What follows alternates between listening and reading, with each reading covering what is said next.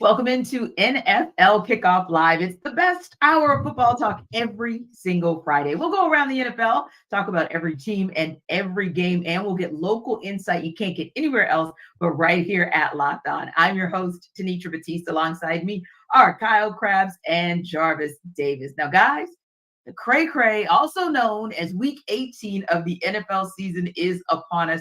And of course, other than those number one spots in both the AFC and NFC, respectively, the playoff picture is cloudier than ever. So lots to break down on this show. And Kyle, I want to start with you.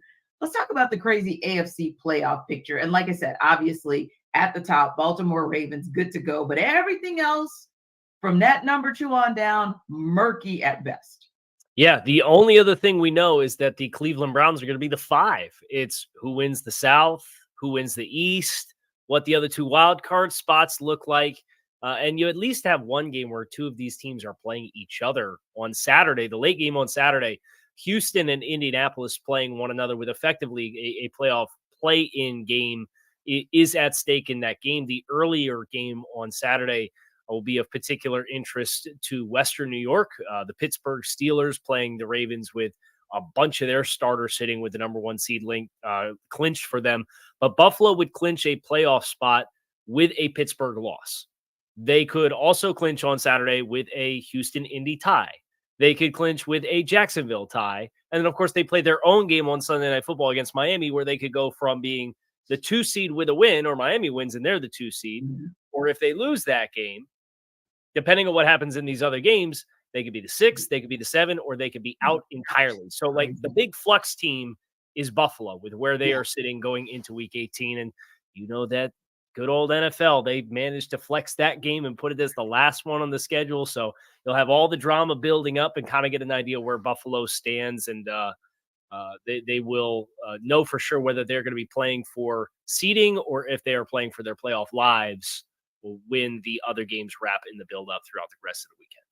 Yeah, it's absolutely crazy when you think about where we started in Week 1 in the AFC, Jarvis, and where we are kind of here now. And yeah, some of the same names and some of the same teams are coming up at the top of the conversation. We have been having conversation about the Bills the entire season, although at the beginning of the season, it looked like we wouldn't be having conversation about them at all as it relates to playoffs. Dolphins still in the mix. We've been talking about them from day one. And obviously the Ravens, although I don't know that we expected them to necessarily be the number 1 seed, but many of these teams have been in that conversation, but we couldn't have imagined when we started the show in Week 1 that we'd be having this conversation about so many teams that are on so many different bubbles, like Kyle said, other than in the 1 spot and the 5 spot, this deep in the season. You know what? And the thing about it is, like, kind of like going through my prep and everything like that. I was just looking at the AFC. I'm just like, man, look at this AFC South, because nobody saw the Houston Texans doing what they've been able to do all year, and just seeing what DeMeco Ryans and CJ Stroud, obviously he was out for a little bit, but they kind of hit a little snag in towards the end of the season. But just overall, like that team is the type of team that you understand, like they're going to be, what this team is going to be for the next 10 years or 5 to 6 years, barring any catastrophic injury at the quarterback position. And I think if you staying in the division, you just look at what the Jacksonville Jaguars have been able to do or not being able to do going down the stretch, right? Because like they've just been losing games and just a lot of questions about Trevor Lawrence and whether or not he is the guy, because we've had those conversations, coming to the season, like, hey, this division is Jacksonville's to win. And we're coming down to the last game of the season saying, all right, who's going to win this division? So it's just so interesting. And then staying in that division, Indianapolis Colts, Anthony Richardson, the starter. And then you got Gardner Minshew and Shane Steichen and what he's been, not Shane Steichen, excuse me, what Gardner Minshew has been able to do as a backup and being able to stay in that conversations for the division is just, you can just talk about the type of coaching job that he's been able to do. And with the players that you have in place, I just think this AFC South has been really fascinating to watch all season, because we understood what it was coming in, but it hasn't worked out that way, and it's worked out in the favor for a couple teams that don't have teal and black in their uniforms. And it's interesting that you mentioned the job that DeMeco Ryans has been able to do with the Houston Texans, because so many people have been saying that what Kevin Stefanski's been able to do with Cleveland Browns will get him a nod for Coach of the Year. But I think DeMeco Ryans definitely deserves to be in that conversation, because I don't think when you saw that the Texans were aggressive in the draft to get CJ Stroud and to then get Will Anderson, you thought, okay, that's a team that in 2 to 3 years we're going to be having some conversation about. But like you said, you never quite know how things are going to play out, even with Trevor Lawrence. He's still listed as questionable right now. They haven't made a determination for sure on what's going to happen with him in the game this weekend. So that could be a pivotal kind of a do or die in how things kind of play out there. But, Kyle, another team that we talked about at the beginning of the season that maybe would have been that team that you would have thought would have been a foregone conclusion would be your Super Bowl champions. And yet Kansas City has been up and down around. You kind of don't know. And we'll talk a little bit more about the same version of them in the NFC South, in the NFC, and that in the Philadelphia Eagles in just a moment. But yeah, KC, you look at Kansas City Chiefs and kind of where they are and what's going to happen with them as far as how deep can they go in the playoffs? What does the playoff situation or postseason situation look like for them as they get deeper through this postseason? Yeah, how ironic is it that we've been on this show for 7 minutes already talking exclusively about the AFC playoff field. We haven't mentioned Kansas City, and when we started at the very beginning, I said, about the only other thing we know is Cleveland's a 5. Since Kansas City's clinched as the 3, like that's locked in as well. So we know that for sure. But it's, oh, by the way, defending Super Bowl champions. They have just been in such a rough spot offensively, and it's been really hard to watch for the better course of the past month to ask the question, when are they going to refine and recapture their rhythm? And it just hasn't happened offensively. And it just doesn't look like Patrick Mahomes really has a lot of trust in a lot of those guys on the outside. I know Rashee Rice has had some moments, and obviously Travis Kelce is Travis Kelce, but Travis Kelce ain't playing like Travis Kelce. And I think that's the hardest thing, is when Pat doesn't have somebody else that he feels confident in to go with the football, it becomes kind of this funnel game that you can play on 87. And no matter where they move him to, no matter where they line him up, if they try to manufacture something for him, there's just bracketed coverage around them. And it's very difficult for him to do the thing that he's always done so well, which is work to open space and have Pat find him with the football. So I don't know that they're going to have an answer. Now, in the AFC playoff field, if they end up as the 3 seed, hypothetically, and they get past whoever their 6 seed opponent is, there's a 54% chance, according to ESPN's FPI, that it's the Miami Dolphins. There's a 16% chance that it's the Colts. There's a 15% chance that it's the Texans. And there's an 11% chance that it's the Bills. So they got 4 possible opponents with this week left to play. And they have nothing to play for. So they're sitting Patrick Mahomes against the Chargers. It'll be Blaine Gabbert. So they know Pat's going to be ready to go. They'll get an extra week of prep there. They get past that. You get into the divisional round. Like, who knows what happens? Depending on if there's upsets, you could find them in a position to play a home playoff game in the divisional round. So, like, it's not that absurd to think they could still end up making a push to the AFC Conference Championship, but it would not be at Arrowhead, which would be the big difference this year versus every other run that Kansas City's had. Indeed. And to your point, Kyle, I feel like, where's Peter when we need one of those Taylor Swift references? Because I don't know what song we could spin for what we've been seeing in Kansas City. But yeah, I never thought we'd be having a conversation where we were watching the Chiefs Bengals game and wondering how that was going to impact and dictate what the rest of the AFC playoff picture would look like, but particularly having that conversation about the Chiefs in week 17 and what was going to happen with them based on whether or not they beat the Bengals, which kind of sort of technically they barely beat. But we know this scenario is all too familiar, Jarvis, on the NFC side as well, because just like that AFC South has been up, down, middling, and around, we know there's another group South side called the NFC South, and nobody wants to take charge. Nobody wants to take control. It's the craziest thing, and we know it all too well because, of course, we cover the NFC South. Now, similar to what we're talking about on the AFC side, JD, we know that obviously the 49ers, good to go. They're locked into number 1 now. At the 2 spot, you've got the Cowboys, Eagles, Lions. You don't really know what's going to happen. You got the Cowboys, Eagles, Lions again, 2, 3. You don't really know what's going to happen. In that 4 spot is probably going to be your NFC South winners. And really, can I say you don't know what the hell's going to happen there anyway? But I can say that for them too. But ultimately speaking, it's like a clusterfuffle on the NFC NFC side, maybe even more so than on the side of the AFC. I think it's kind of interesting that, you have Eagles losing 4 out of the last 5. Obviously, they've been on a downturn towards the end of the season. And we know that how important it is for teams to be playing well in these months, right? In December, going into January as the playoffs get ready to start rolling.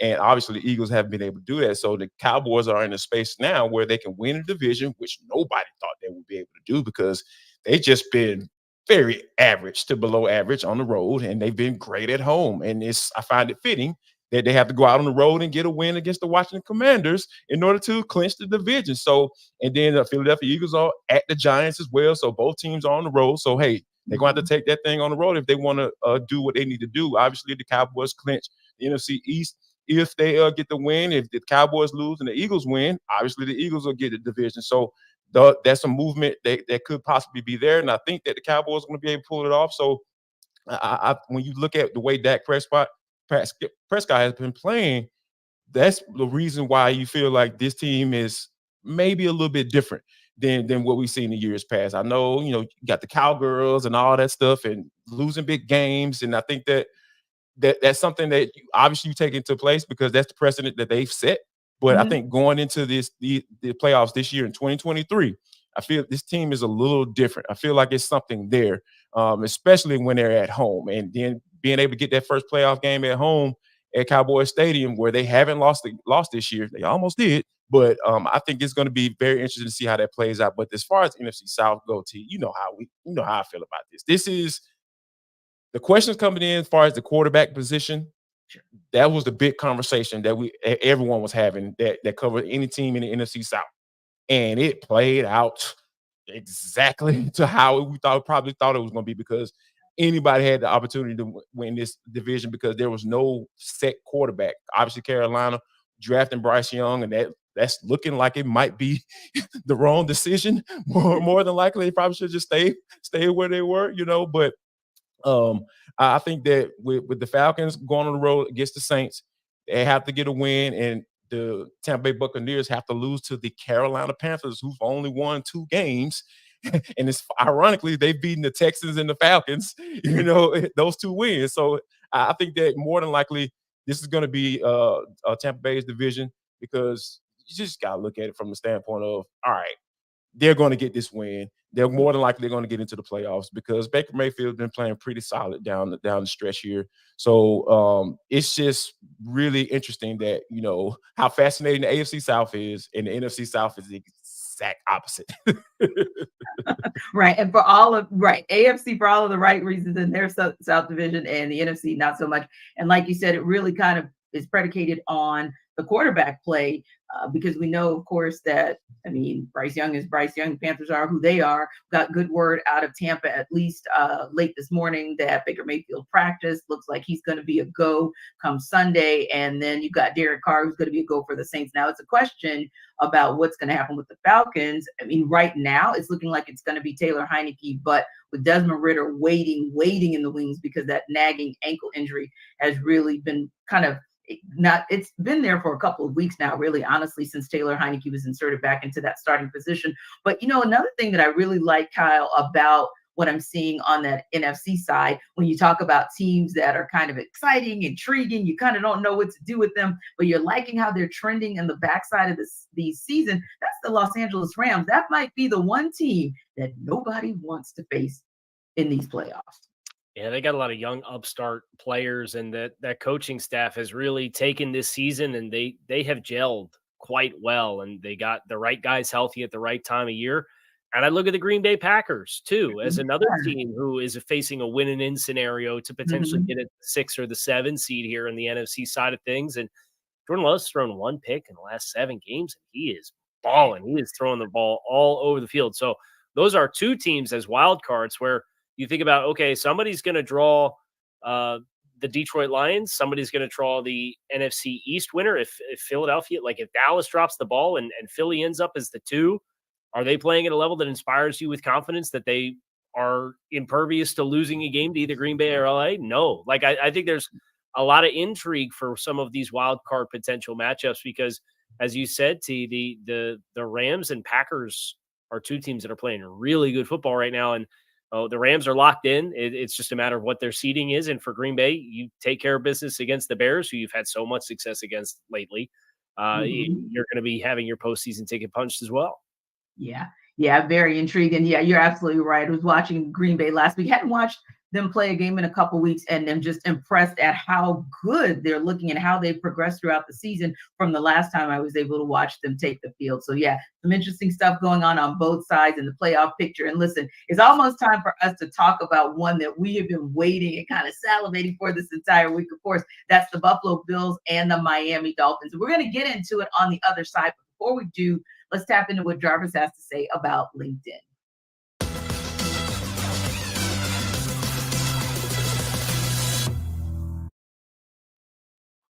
Folks, Jarvis Davis here for LinkedIn. This episode of the NFL Kickoff Live Show is brought to you by LinkedIn. At the start of the new year, every small business owner, including myself, is asking themselves the same question.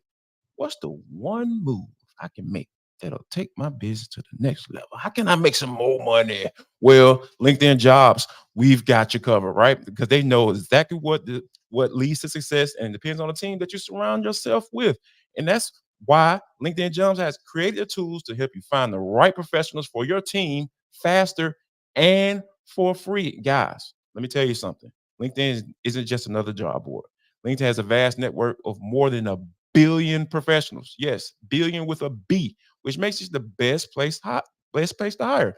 So hiring is easy when you have that many quality candidates. So easy, in fact, 86% of small business get a qualified candidate within 24 hours. I'm telling you guys, that is super, super fast. So LinkedIn also knows that small businesses are wearing so many hats and might not have the time or resources to hire.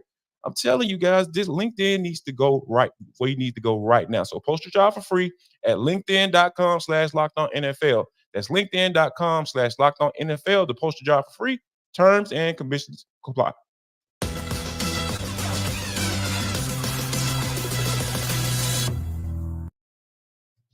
Guys, it's a big game for the Buffalo Bills, big game for the Miami Dolphins, and it is so big that our Locked On Bills host Joe Marino couldn't pick just one key to victory when he joined our guy Kyle in their Dolphins-Bills crossover.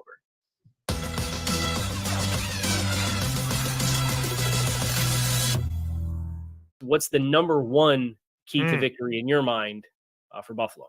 I can't give you number one. I got three things down, Kyle Grass. Start with number one, and then we'll. I don't know if there's anyone that's more important than the other. Okay, all right, go ahead. The first thing I do have written down is defensive intensity. I think that a big reason why the Bills have been able to go on this 4-game win streak and be in this position is because of how their defense has played. And against the Chiefs, Cowboys, Chargers, and Patriots, they've allowed an average of 277 yards per game, 17.5 points per game, and have tallied 7 takeaways. And I've seen this defense come out and really have some tone-setting dynamics about it with just the urgency, how fast they're playing, how physical they're playing. And that's going to need to continue this week against the Miami Dolphins. And we all know how potent that offense is. And so that tone-setting nature that they've come out with lately has to show up against the Dolphins on the road. Number 2 is the red zone.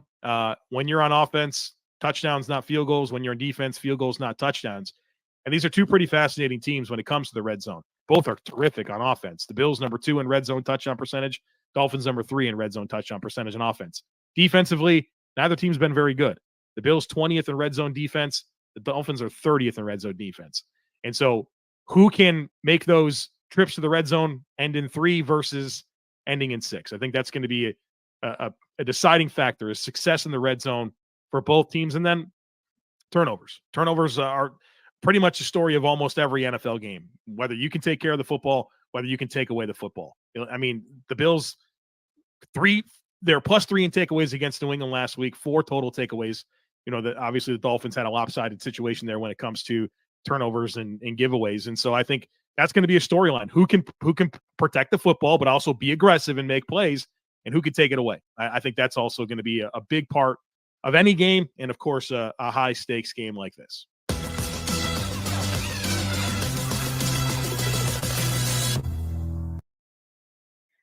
So, Casey, it sounds like to me you could make the argument that these are two very evenly matched teams, right? And Joe is kind of he couldn't come up with just that one key, right? That key to the win. But what would you say? Kind of want to get your reaction first of all to what Joe had to say, and then I want to ask you a little bit about some things of going from point A to point B. But first, your reaction. I've been doing podcasting with Joe for about 8 years, and one thing I know for certain is Joe, if you ask him for one thing, he's never going to give you one thing. So I'm glad he didn't disappoint and didn't just double dip, which is the patented Joe Marino move. He triple dipped. Yeah. You would think these teams are fairly closely matched, but the recent history of these two teams suggests that it's anything but. The Bills have had nothing but rousing success against Buffalo just about every time they played them. Miami did beat them at home last year in the first year of Mike McDaniel, so that's notable. And both teams are very different, including from a coaching perspective from the last time they played in Week 4. The Bills fired their offensive coordinator in Joe Brady. The Dolphins, with the install of Vic Fangio's defense, those players have talked a little bit more about how much better they conceptually grasp it, although they didn't necessarily play like it when they played last in Week 17 against Baltimore, because they gave up a huge spot in that game defensively as well. So I think Joe's discussion points about the Bills defense are the biggest thing, because the talking point with Buffalo in the midst of their midseason struggles was the losses that they had incurred this season in Daquan Jones and Matt Milano and Tre'Davious White. Like, those are big time losses. Well, they trade for Rasul Douglas at the trade deadline, who's probably been a better player than Trey White's been the last 2 years, just being honest about like where Trey White's at in his career. Mm-hmm. Terrell Bernard has been playing lights out in the middle of that defense, and they got Daquan Jones back last week. So they very suddenly, in the midst of this stretch of kind of stabilizing their play defensively, I think that's the thing that Buffalo is probably most excited about hanging their hat on, is they've got that mojo back on that side of the ball. So whether you want to call it defensive intensity or red zone defense or whatever else, just the fact that they survived what was some kind of foundational injuries to that side of the football and are now out the other side of it and playing like it, I think is the thing that makes them such a dangerous team. And it's interesting that you say that, Casey, because I was thinking about that as well, kind of looking at those two teams and where they were when they played back at the beginning of October and where each of those teams is now. And kind of, it feels like, and this is just, again, this just feels like, not necessarily all of the statistics will prove it, but it feels like the Bills are just kind of that team that's kind of surging and kind of going in the right direction and have had maybe fewer bumps and bruises, maybe on the backside of that first meeting. Yeah, I think Buffalo took their lumps midseason, and I think Miami, even though they were churning, they were getting players back as they were simultaneously losing other players with injuries. Mm-hmm. And the last month or so, it's really mounted for Miami, where if you looked at like the top 12 players on the depth chart of each side of the ball for Miami, up until about week 13, they had a minimum of 18 of those 24 players, so starters plus a few key extra rotational guys. 18 out of 24 they'd had available to them. The last 3 weeks or so, that number's gotten as low as 14 and 15. So they've lost other meaningful pieces. Now, if you want to put the injury lens on for Miami and look for some optimism, right guard Robert Hunt is going to play. I'll say that. He's going to play. And they haven't had more than 2 of their original starters on the offensive line since they played the Commanders back in like week 12. Mm-hmm. So they've been playing with 3 backups on the offensive line. You get a starter back on the offensive line. Jalen Waddle practiced today. Raheem Mostert practiced today. They have an opportunity. They're getting Jerome Baker back from injured reserve. He's practiced now 2 days. It sounds like he's going to be a go, and that's going to help them on the second level of the defense. So Miami, you've seen the injuries mount at the wrong time, but they are looking at the perspective of getting some of these other players back. So if you want to know how Miami can kind of even that momentum out, those guys getting back on the field is their best chance to do that. Indeed. And would you agree, Jarvis? Because those are some big pieces to the puzzle. Sometimes we don't think, we kind of look at the final score. We may look at it and say, oh, wow, 56-19, they got blown out by the Ravens. Or you may look at it and say, Tennessee Titans, a shocking 28-27 loss. The Dolphins, especially at that time when they were rolling, because they'd had 3 quality wins in a row. But when you look at the potential of getting a Waddle back or Mostert, do you think that's going to be enough to put them in position to get this win? I think it'll be enough to put them in a position to get the win. But like I go back to what I was saying earlier, is like just how teams have been playing down the stretch, right? Because you talk about what the way the Buffalo Bills have magically discovered James Cook. Like, oh yeah, Ken Dorsey, get up out of here. Oh, oh, Joe Brady. We got a run game. Hey, let's use this guy. Let's use this. Where did he go to school? Georgia Bulldogs. RBU, Yeah, let's use this guy. Yeah, let's use him. Let's figure out what let's center the offense around him and let Josh Allen play off of that, right? So you don't have to be Superman every game. So I think that just the way they've been playing the Buffalo Bills, that is, I just really feel like it just goes back to what I've been saying. Like, I understand the whole passing game is cute and everything is centered around the quarterback. I get it. But when you're talking about going into the playoffs and going on a run and playing and taking it on the road, whether you're on the road or at home, in the element, running the ball and playing defense is going to win you games. So I think that, when you have Buffalo playing the way they've been playing down the stretch in a 4-game winning streak and everything, they discovered, that they have a weapon, a guy they can count on to give them 20 times a game and not have to worry about a guy, his durability, because he's only been in the league for 2 years. This is his second sophomore season. So, like, those are some of the things that I take a look at when you talking about going into divisional matchups, and then. But the only thing that kind of having me a little reserved, Kyle, is the fact that, hey, Miami is at home and they've been really good at home. So those are some of the things that I'll take a look at. But I think it all boils down to, hey, who's going to be able to continue to establish themselves. And I think Buffalo has a little bit more momentum as far as that going into this game right here. Yeah. Just one other thing, Tanitra. I think this is a big James Cook and Dalton Kincaid spot. Traditionally, Josh Allen, he puts up like everybody else's best career single game numbers every time he plays the Dolphins. It's what he ends up doing. Like he just rings up touchdowns and yards like nobody's business. But he's really banged up. And obviously they've needed him, and kind of the evolution of this offense with Joe Brady has called upon a little bit more of the quarterback run game.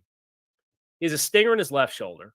He hit his hand off a throwing helmet and has a sprained digit in the middle digit of his middle finger on his throwing hand that he hit off the helmet. And he's been dealing with a right shoulder injury too. So it's for me, it is James Cook, and then obviously Stephon Diggs is such a big presence historically within this group of the Bills. He's been so quiet. Dalton Kincaid has been the second most targeted player on this team offensively, and that's where you get into, I think, where Baltimore really took advantage of Miami's defense last week was throwing the ball to the backside of the backfield, and Isaiah Likely the tight end. So I think Buffalo's big matchups for them to win in this game are going to be James Cook and Dalton Kincaid, as compared to the traditional Josh Allen, Stephon Diggs show that they are so historically forced you to expect when they play the Dolphins. Yeah, and that kind of goes into my X Factor question, Kyle, that I was going to ask you guys before we go to break. Jarvis, other than the obvious, which we talked about, and we haven't really even talked about Tua in this conversation, but we'll throw him in for the purposes of the X Factor question I have for you guys. Taking out the main players of Josh Allen, a Tua, and even the running backs, give me an X Factor in this game that'll help the Dolphins to get the win. Wow.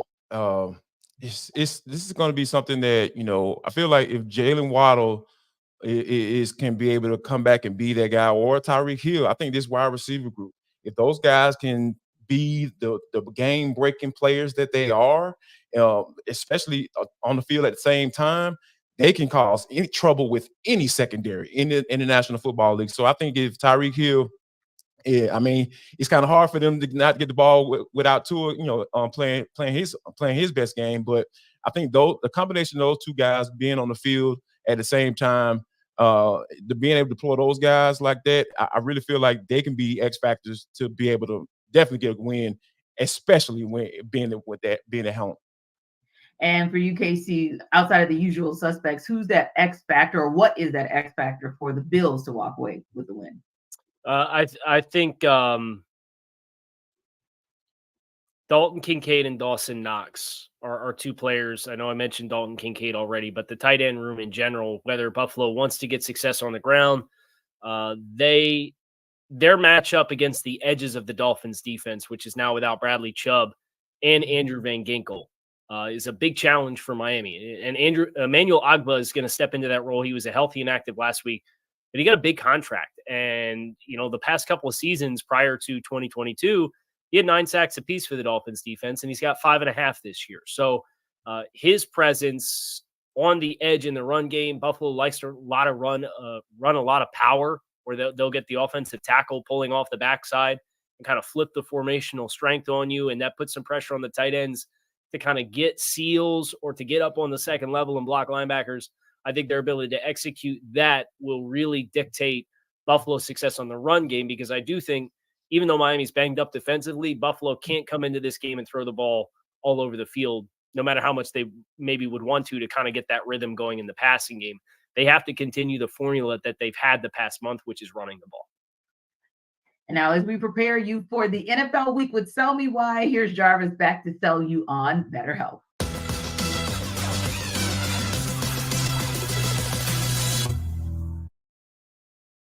Jarvis Davis here for BetterHelp. This show is sponsored by BetterHelp. Now, people, every year we all do it. I know you do it. I've done it as well. We come up with these big time resolutions. Hey, I'm about to do this, new year, new me, and all that stuff. BetterHelp is saying, hey, how about you, instead of getting obsessed with how to change yourself, just expand on what you've already been doing right and grow that and establish yourself like that, right? So maybe you're finally organized one part of your space and you want to tackle another. Or maybe you're taking your supplements for every morning. Now you want to actually eat breakfast too. So BetterHelp is right there for you. And they're willing to help you and help you find your strength so you can ditch the extreme resolutions and make changes that actually stick, because that's what it's all about, right? So if you've been thinking about starting therapy, give BetterHelp a try. It's entirely online, designed to be convenient, flexible, and suited to your schedule. Flexibility is key in 2024, guys. So I need you to go to BetterHelp because they're trying to get you where you need to be. So all you got to do is just fill out a brief questionnaire to get matched with a licensed therapist and switch therapists anytime for no additional charge. If you don't like the one that you're with, that's perfectly fine. We're going to help you find the one that's the perfect match for you. So celebrate the progress you already made and visit betterhelp.com/lockedon. That's betterhelp.com/lockedon today to get 10% off your first month. Savings all around the place for 2024. That's BetterHelp, HELP.com/lockedon, LOCKEDON.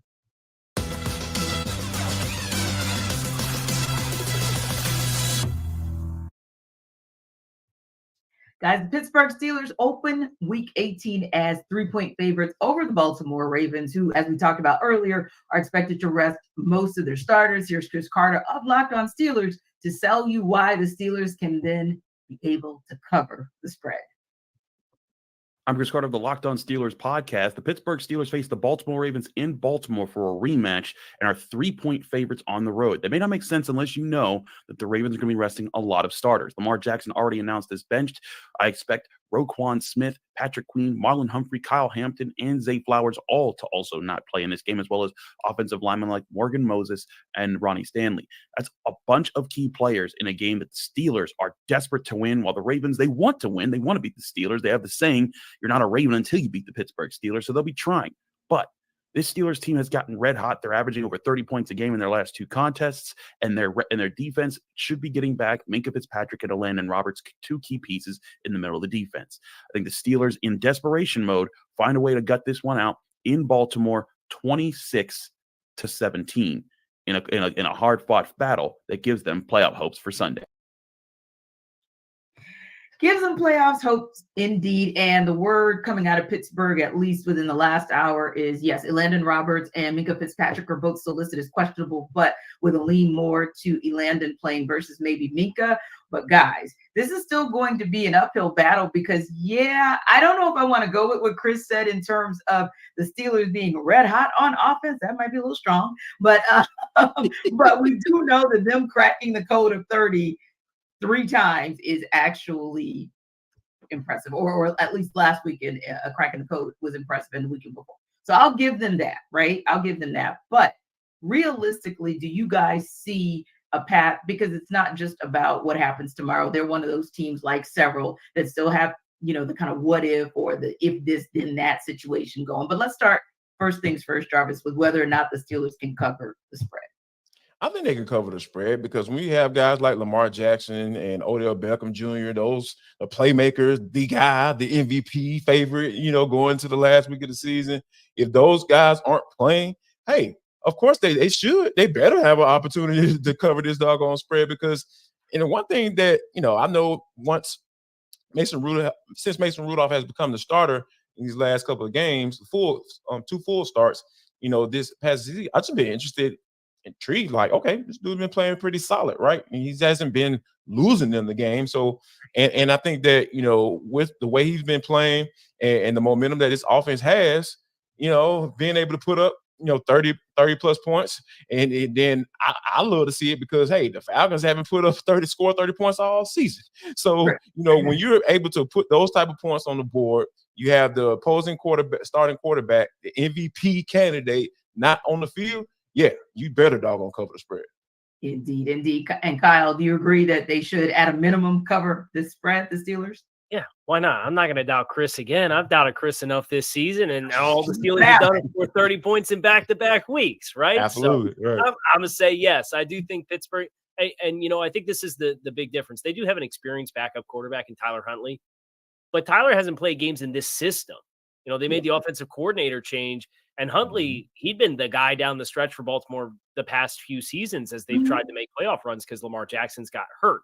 Yep. But that was with the old offensive system as compared to Todd Monken's system. So I think the lack of game reps plus the guys that are sitting, I think it does set it up favorably for Baltimore to maybe be a little bit more clunky than you would expect offensively. And I think that's enough for Pittsburgh since they found a little bit of juice offensively to score enough points to win the game. Yeah, Mason with the mojo. Like, I can't believe I'm saying that because, like Jarvis said, I've been sitting back kind of the entire season going, when is this offense going to wake up? And with the shift of, moving on from Matt Canada, and then you try to, I don't know, the Mitch Trubisky experiment, they just were determined to make that work once Kenny Pickett went down in the concussion protocol and just, being dinged up himself this entire season. It seemed like something to where we absolutely had to get to the point of no return to say, okay, Mason Rudolph, let's give you a try. But it's working so far. And yes, in the absence of so many of the Ravens starters, even with who the Steelers may be without on defense, it should work out for them as well. Now, another intriguing matchup this weekend is the Indianapolis Colts in Houston, Texas. We talked a lot about this matchup and even what's going on with the AFC South overall. And we know these teams are playing for a chance to win the AFC South itself. Now, the Jaguars lose, the winner of this game will win the division. The Colts are actually 1.5-point home underdogs in the game. So Jake Arthur of Locked On Colts is here to tell us why the Colts can cover in the game. It's a big one this weekend. What's up, everybody? This is Jake Arthur from Locked On Colts. And we've got Colts Texans on Saturday night, national TV. And by all accounts, this is a pick 'em. Texans are 1.5-point favorites.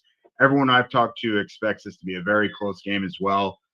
Personally, I foresee about a 23-20 Colts win, last team with the ball type of situation, maybe a field goal in the final minute or so. But there's a lot riding on this one. The Colts did win handily back in week 2, but both these teams are drastically different now than they were at the time. And for a game of such magnitude, it's kind of new territory for both of these teams. Both do have a good mix of young and veteran talent. But just last year, these teams faced off in week 18 at Lucas Oil Stadium, and it was for draft position in the top 5. Now, the winner of this goes on into the playoffs. So somewhat uncharted territory for a lot of the players that are going to be out on the field here. What I think the difference is going to be is trench play. For the Colts, they do have a handful of players, especially on the offensive line, that are questionable. But a lot of these guys look like they're going to be trending the right way and that they may be banged up, but a lot of these guys will play. If you have your entire starting 5 offensive line, plus Jonathan Taylor and Zach Moss, that's not something that the Colts had at their disposal back in week 2. Now, as for the Texans, kind of a laundry list of injuries as well. Noah Brown has already been ruled out. That's someone who's been making big plays for CJ Stroud this year. Jonathan Grenard, 12.5 sacks on the season. He won't be there. Will Anderson, his bookend, he's questionable as well. So you pretty much have the entire defensive front for Houston that is questionable or banged up at the very least. And then you have a Colts run game that should be at relative full strength. So again, I think that'll be the difference. The Colts were able to sack CJ Stroud 6 times back in week 2. Well, I don't think they're going to duplicate that number. I do expect them to at least get to him a few times, hopefully make life uncomfortable for him if you're a Colts fan. So that's how I see it. Close game. Colts bringing it home. Thanks. So KC, first and foremost, as Jake said, we know that these teams are so intriguing because you look at them and it's 3-13-1, 4-12-1 from last season. And now all of a sudden we're having this conversation about the Colts and the Texans having an opportunity to win the division and get into the playoffs. It's crazy how that year over year, and we'll talk about that a little bit later as well. But first things first, do they cover the spread? Yeah, impressive journey for the AFC South. Maybe both you guys cover yours, but that's what happens when you play four games against the NFC South in your schedule. All of a sudden, things soften up a little. Find some more wins. I want to pick Houston to win the game. I think Houston has some better dynamics at play, but Indy's just kind of been like last year. Joe Marino and I on NFL Scouting referred to the Minnesota Vikings as the purple cockroaches, where you just couldn't kill them, right? Like there were all these games where they're down and you thought like, okay, they're backed in the corner. I'll put my foot on them and boom. And then they have the biggest comeback in NFL history and they turn the ball over on the 1 yard line against the Bills, and the Bills fumble the ball when they're trying to run out the clock, and Minnesota comes back and wins that game. And just all of these improbable games. And it hasn't been that extreme with Indianapolis, but they feel like that team this year that you keep being ready to write them off, and they keep finding ways to win football games. So I think I do like Indy to win the game. I view it as generally a coin toss game. I think if you played it 10 times, the Texans would probably win more out of the 10, but it just feels like with the way that their individual seasons have trended, that Indy is in a position to win this football game, just kind of off a gut feeling. And it'll be interesting to watch the AFC South divisional implications. It just came through on the timeline that Jacksonville will face Ryan Tannehill and not Will Levis on Sunday. So, the winner of this game needs Jacksonville to lose to win the division. You'll kind of have that mystery and intrigue going in. I don't know if a veteran quarterback being the team playing Jacksonville is a good thing or a bad thing. And Ryan Tannehill's thrown 1 touchdown pass his last 136 attempts, so probably not a good thing. But nevertheless, this is still a playoff win and in type scenario. So I think I like the Colts, but don't ask me to put a lot of confidence points on it. Yeah, JD, it sounds like KC is kind of thinking there might be some Minshew magic that goes down this particular weekend. What are your thoughts first and foremost on covering the spread? To be honest with you, I don't think they're going to cover it because, I like when you used to have like pick'em games. I like to look at the quarterbacks, right?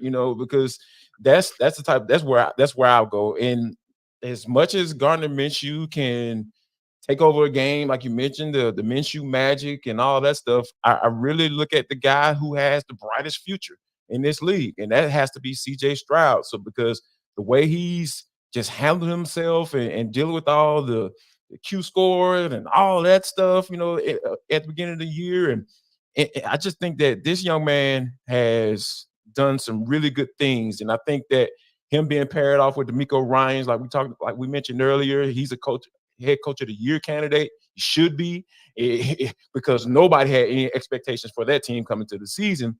So I really feel like this is a game where I feel CJ Stroud is going to put on that cape and say, you know what? I'm here, NFL. I need y'all to take a look at me because I'm here and I'm not going anywhere. And I feel like the Colts won't cover the spread because of that. Indeed. Well, you talked about a couple of things that ring very true in the NFC South, and that is QB question marks and teams that have zero expectations of them. Wow, you just called the name of the NFC South yet again. Well, we know it's going down in my hometown this weekend. The New Orleans Saints and Atlanta Falcons will face one another. And then there's that team, the Tampa Bay Buccaneers, that's going to face off against the Carolina Panthers. So it's literally like this NFC South battle royale that are going to dictate. Keep quiet, man. Keep quiet. Anyway, the Saints are 3-point favorites at home, shockingly. The Falcons, of course, won that last game 24-15. But Ross Jackson, who always keeps it real, out at Locked On Saints, is going to sell us why the Saints can cover that spread.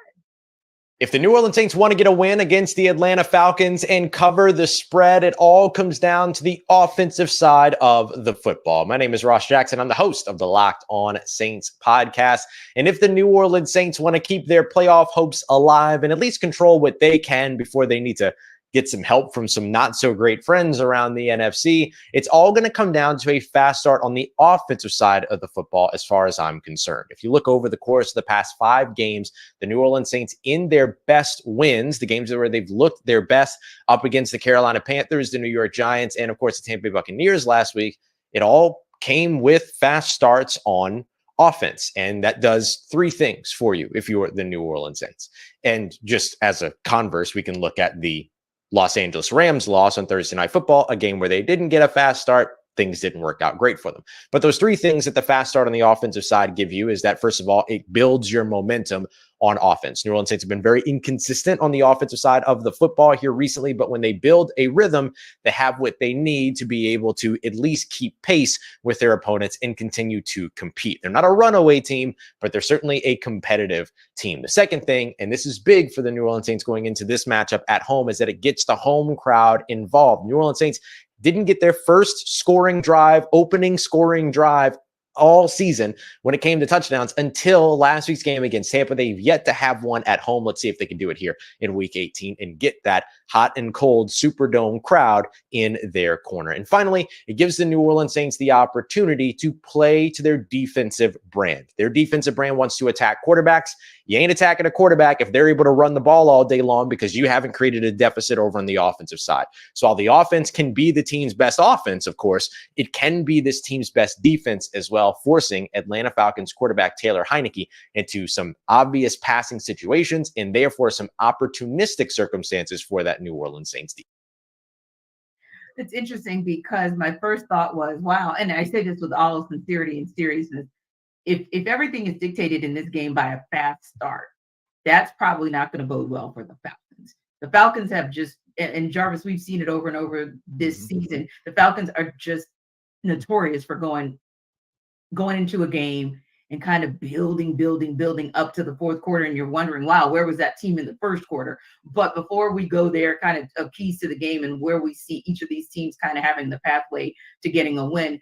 Casey, do the Saints cover or no?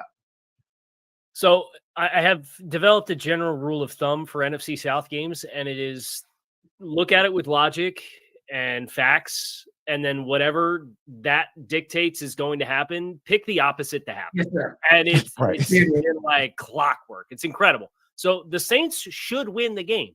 I think the Saints are the better team. I think they're still a more talented team in spite of some of the injuries that both of these teams have had to work their way through. I don't know which is the better coached team between the two, but I don't think coaching is a particular strength for either team this season. But then I also look at Atlanta and I say, okay, Atlanta, let's look at, since your bye week, you had a bye week, week 11. You had 396 yards of offense in week 12 against the Saints. You won that football game. And then you had 194 yards of offense. Then you had 434. Then you had 204. Now you had 406. Then you had 304. So we're doing this, and we're coming off of a this. So I think from Atlanta's perspective, for whatever reason, I think this is a matchup, particularly if Taylor Heineke plays. I think this is one of those, we can play spoiler. They still technically can win the division, but Carolina has actually not held a fourth quarter lead at any point in any of their games this season. They've just kicked 2 game-winning field goals as time expired, and that's the extent of their winning success. So Atlanta would need to win and then have that team beat the Bucs. I don't think that's happening, even though my rule of thumb in the NFC South is pick the opposite of what should happen. But this game, I do think it applies. I think the Falcons play spoiler here in this game. How about you, Jarvis? Wow, man, it's like I'm jaded, Kyle, to be honest with you, because I'm so used to the stock market offense, and the turnovers and everything like that. And the Falcons are going to take Taylor Heineke all the way up until pregame, to determine whether or not he plays. I think he plays, but something in me says that Desmond Ridder might end up being the starter for this one. And if that happens on the road, I think we're going to be riding this Ritter roller coasters, and I think that the Saints will cover the spread because of that, because this dude is just prone to turn the football over. He just can't help himself. Like, I think there's only been like 3 games since he's been a starter in the NFL that he hasn't turned the football over or fumbled or thrown an interception. So it's just, when you think about that aspect of it, it's just something that he can't get past. And if Desmond Ridder is the starter and Taylor Heineke can't play, I really feel like this is going to be a game where the Saints are going to get the win and hope and pray, because we'll know the NFC South will be determined by 4 o'clock because everybody's playing at 1. So I think this is going to be something that they'll be looking at. Somebody's going to be looking at the other game with Tampa and Carolina, and I think that the Saints are going to be looking to say, "Hey, please, Carolina, find some offense because we want to get into this the playoffs and play at least 1 extra game." Yeah, indeed. Yeah, to me, it's just a pick 'em. I'll be honest, just because I've seen both of these teams do the unthinkable at the most inopportune times. And I think it's like you said, Kyle, if I go ahead and pick the Falcons, the 3 of us will be texting on Sunday going, what the hell just happened? If I go Saints, we'll also be texting, what the hell happened? So it's a pick 'em. Goodness knows that we're going to be right there, locked and loaded to see what in the world we're going to see come Sunday. But we're going to talk about a few more awards that NFL Kickoff Live is going to give out as we wrap up today's show. But before we do that, Jarvis is going to tell you once again why you should check out LinkedIn.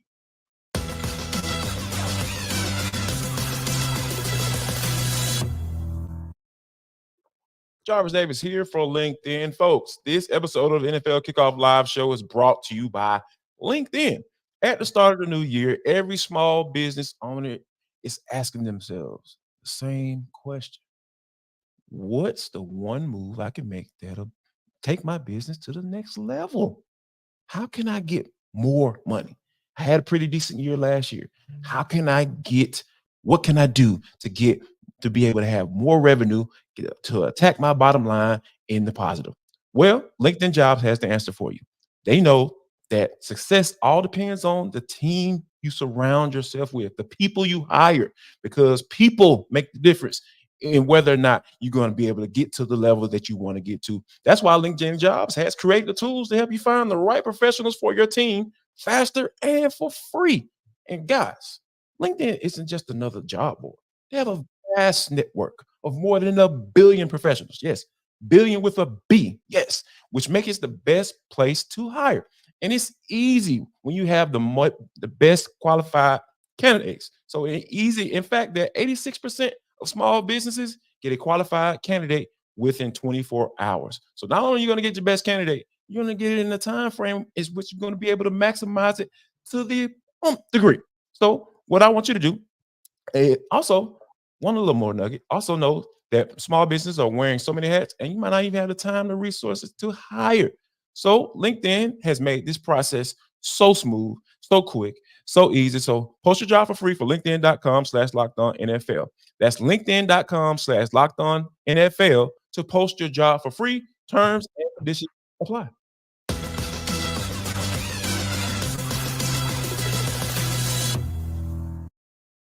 And Jarvis, you were so generous to tell people about LinkedIn, because there's some coaches that maybe at 401, 417, or 425 on Sunday may actually need to really use LinkedIn. Now, that said, there's some guys who are on the other side that won't need LinkedIn at all. I digress. I know. A little petty tea right now coming up on a Friday. It's fun in our last show of our season, man. We're going out with a bang. But listen, there are some coaches who actually have done a bang-up job, no pun intended, this season. And I wanted to get you guys' take on that. We kind of teased it a little bit earlier. I kind of know where you guys are thinking. But real quick, tell me who, Kyle, your coach of the year would be for this season.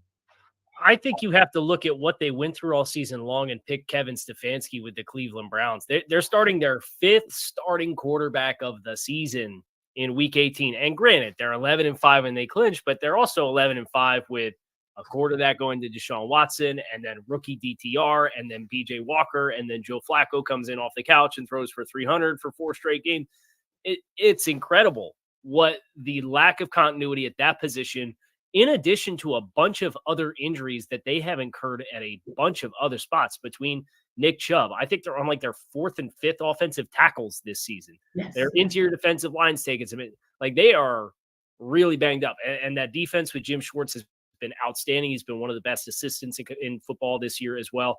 I have to go with Kevin Stefanski just because I know there was some expectation for the Browns to be in this general area, but the path that they took to get there is the most impressive coaching job this season in my mind. Yeah, and the first team in NFL history to go through 4 quarterbacks and make the playoffs. So yeah, bang up job that Kevin Stefanski has done. How about you, JD? I mean, I've talked about it pretty much. I feel like a whole show, so it has to be D'Amico Ryans for me. But I got to give some credit to Shane Steichen, the head coach of the Indianapolis Colts, because when you're drafting a rookie quarterback and you're saying that, hey, that guy's going to be your starter, and you have a viable backup in Gardner Minshew, and hey, you can go the old school route and say, you know what, this is the guy that is going to be our starter, and Anthony Richards is going to learn. We're going to bring him along slowly and all that good stuff. But when you name him the starter, you're thinking that you're going to take your lumps and go through the season. And then those plans get kind of stifled a little bit, right? He's out for the season. And then you go with your backup quarterback. And then now you find yourself in week 18 playing for an opportunity to win the AFC South when nobody expected it. I just think you have to he has to be highlighted, right? I don't think he's going to win the Coach of the Year, but he has to be at least in the conversation saying, you know what? We understand what the expectations were coming into the season, and you've exceeded those. So you should at least be in this conversation for Coach of the Year. Yeah, and sometimes, and I'm going to just throw this one out there because sometimes I feel like we do, and we're supposed to look at the coach who's been able to take his team beyond adversity to get to the positions where D'Amico Ryan, Shane Steichen have brought their teams, and Kevin Stefanski have brought their teams respectively. But I feel like John Harbaugh might just be the most unsung head coach, almost like a Mike Tomlin, guys who've never won that Coach of the Year award, but they come and they bring their team to the table, and they still get them to the top because there are still teams with just as much experience, just as much depth, just as much talent. But the success that John Harbaugh has, I think sometimes we take it for granted. So I just wanted to kind of throw him out there as somebody who, even with me being a Steelers fan, I've always had a lot of respect and appreciation for what he's been able to do with the Ravens. Now, I want to ask you guys as well, the MVP race seemed to have locked itself up pretty much 2 weeks ago, but do you guys feel like there's any way that Lamar Jackson, I'll say it that way, does not get that MVP? I don't see anyone just coming in and saying, "Oh, well, he thought it was Lamar Jackson, but absolutely not. We're gonna give it to fill-in other quarterback." But it's just the way he's just been mowing down playoff contenders and teams that everybody's expecting to be in the conversations in January and going into February. I just feel like, and we talked about this coming into the season, right? Because hey, I want my money. Nah, we ain't gonna give you that money. Hey, I want to be traded. Okay, we're gonna give you a couple first rounders and you can go about your business. No, we're gonna give you your money. And then, hey, we're gonna bring in a new offensive coordinator too, and Todd Monken, who's coming from college. And we know how that transition can be from time to time. But Todd Monken is basically coached himself into being a big time head coaching candidate. So when you think about all those factors that I just laid out, and for him to be playing like he is down the stretch when it's the most of importance right now, I just feel like there's no one that's been playing better than Lamar Jackson down the stretch. And for that reason, I really feel like there shouldn't be anybody else in the conversation. KC, you good with that one too? Yeah, I kind of am hoping to get like a thank you card or something as the Locked On Dolphins host for Lamar, having that be the exclamation point on his season against Miami. Last 2 weeks, they played the 1 seed in the NFC, and they beat them by 2 touchdowns. And then they played the team that's been slated as the 2 seed for the last 2 months in the AFC, and they beat them by 5 touchdowns. So it's just been an incredible exclamation point for the best team in football. And Lamar taking this evolution with the opportunity that he's had with how they've changed their offense, I think is absolutely the deserving winner for the MVP this year. Indeed. And I'm going to co-sign on that as well. I think Lamar Jackson absolutely balled out. And like I said, as a Steelers fan, it's kind of tough to watch it. But man, it's been beautiful as a football fan to watch. And hopefully for you guys, our fans, it's been a beautiful thing to watch us throughout this regular season. I've had a blast working with Jarvis Davis and Kyle Krabs on this NFL Kickoff Live show. We're going to be sitting just like you guys this weekend with bated breath to see how this playoff picture shakes out on both the AFC and the NFC side. So thanks again for stopping by. As always, appreciate you guys for rocking with us here at Locked On NFL Kickoff Live. Enjoy the rest of your weekend.